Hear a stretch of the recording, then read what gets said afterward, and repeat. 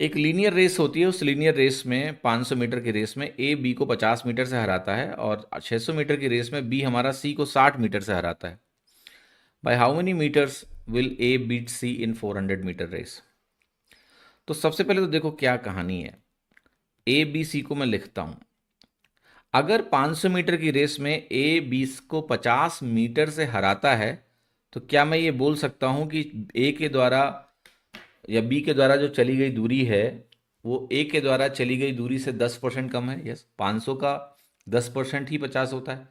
तो आप कहीं भी रेस करा लो ए और बी की, जो दूरियों में अंतर होगा एक गिवन टाइम में, फिक्स टाइम में, वो 10% का होगा। यानी ए अगर 10 यूनिट चलेगा तो बी हमारा 9 यूनिट चलेगा। ए अगर 500 चलेगा तो बी हमारा 450 चलेगा, यानी 50 कम चलेगा। तो 10% वही रिप्रेजेंट कर रहा है।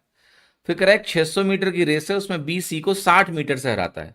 तो अगेन बी सी को 10% से हराता है। तो फिर से कह सकते हैं कि एक गिवन डिस्टेंस के लिए गिवन पर्टिकुलर टाइम में जब बी 10 यूनिट चलेगा तो सी 9 यूनिट चलेगा, 10% का अंतर होगा। एक 600 चला तो एक 60 कम चला, इसलिए 60 से हारा। अब कॉन्टेक्स्ट में आ गया हमारा 400 मीटर का रेस। ठीक है, इसको देख के आप एक चीज तो बोल सकते हो ना कि ए और सी का जो रिलेशनशिप है वो -19% का है। सक्सेसिव लगा लो, 10-10 का नेट -19 बनता है माइनस में। यस और नो? तो अगर ये -19 है और ये रेस अगर 400 मीटर की है तो बताओ 400 मीटर की रेस में 19% कम चलने का मतलब क्या हो गया? 76 मीटर। 19% आप 400 का निकालो, 19 इंटू 4 बनेगा जो कि 76 होगा, 76। तो 76 मीटर सी ए से कम चलेगा, यानी आंसर हो गया सी। अगर रेस 400 मीटर की है तो 76 मीटर इज द आंसर।